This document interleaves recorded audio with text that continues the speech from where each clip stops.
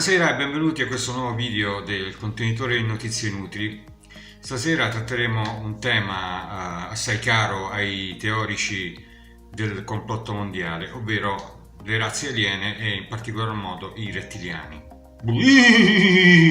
Milioni di anni fa i dinosauri dominavano la Terra. Molti di essi avevano raggiunto delle dimensioni colossali, ma un giorno un asteroide ne causò l'estinzione.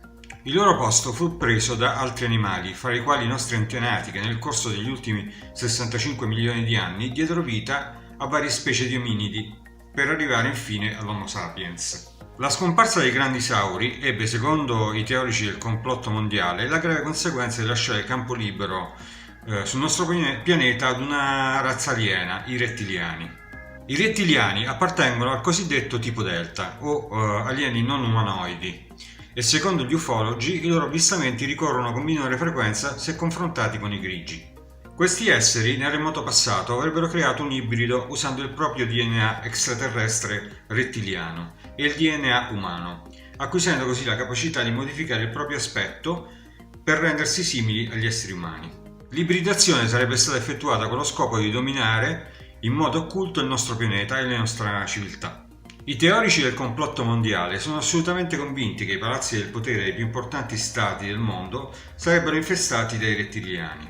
Per fare qualche autorevole esempio, tutta la genealogia della famiglia Bush, Obama e famiglia e anche Trump sarebbero dei rettiliani sotto mentite spoglie. La democrazia in tutto il mondo e le elezioni sarebbero una vera e propria farsa, o peggio. Oddio, tutti i torti non ce l'hanno. Anche la regina Elisabetta, Madonna, l'ex presidente americano Clinton con famiglia, Putin, l'attrice Angelina Jolie e la cantante Lady Gaga e molte altre stelle del mondo dello spettacolo sarebbero alieni rettiliani. Come rettiliane sarebbero anche le famiglie di personaggi di potere in Italia, Berlusconi, Monti e Draghi.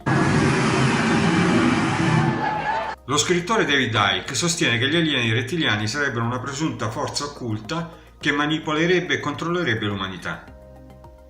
Lo scrittore David Icke.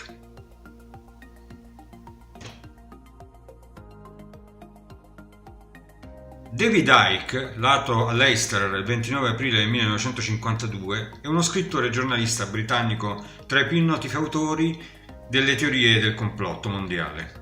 Prima di dedicarsi alla sua carriera complottista, è stato anche calciatore, conduttore televisivo della BBC ed esponente del Partito Verde d'Inghilterra e Galles. È uno dei maggiori promotori e sostenitori delle teorie del complotto. Nel 1999 Icke scrisse e pubblicò il libro Il segreto più nascosto, il libro che può cambiare il mondo, nel quale affermò che il pianeta sarebbe controllato da un nuovo ordine mondiale manovrato da una razza di umanoidi rettiliani chiamati la fratellanza babilonese.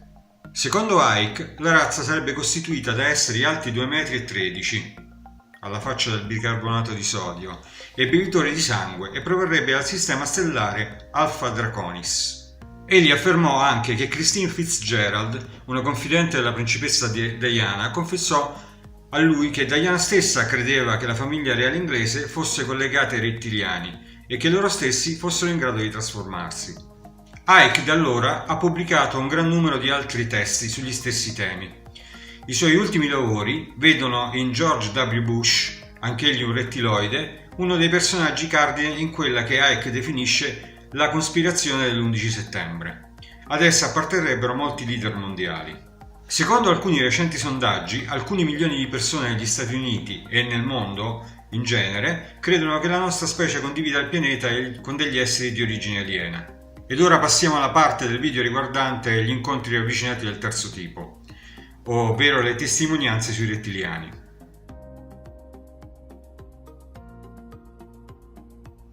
Herbert Schirmer sostenne di essere stato rapito nel 1967 dai rettiliani. Li descrive rivestiti con una tuta aderente, una testa sottile e allungata e una bocca simile ad una fenditura. Sulle tute Schirmer avrebbe visto un emblema a forma di serpente alato.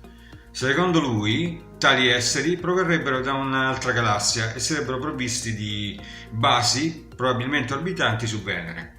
Invece John Rhodes, dopo aver raccolto le testimonianze di contatti tra esseri umani e rettiliani umanoidi, ha fondato nel 1997 un apposito centro di ricerca ed è apparso in televisione e alla radio per illustrare le sue presunte scoperte e le prove scientifiche a sostegno delle sue teorie. Egli afferma che i rettiliani discenderebbero dai dinosauri e sarebbero quindi un sottoposto dell'evoluzione terrestre. Ad un occhio non abituato, i rettiliani appaiono in tutto e per tutto come dei normali esseri umani, grazie alla loro tecnica di mimetizzazione. Basta però aprire la nostra mente alla possibilità che esistano per spezzare l'incantesimo, notando così i piccoli particolari che li contraddistinguono. Nemici irriducibili dei rettiliani sarebbero i grigi, altra razza di alieni che scorazza continuamente sulla Terra. David Icke, che con i suoi scritti ha diffuso con notevole successo la sua teoria del complotto dei rettiliani, ha scritto anche un volume dal titolo Guida alla cospirazione globale e come fermarla. Dovesse tornarci utile.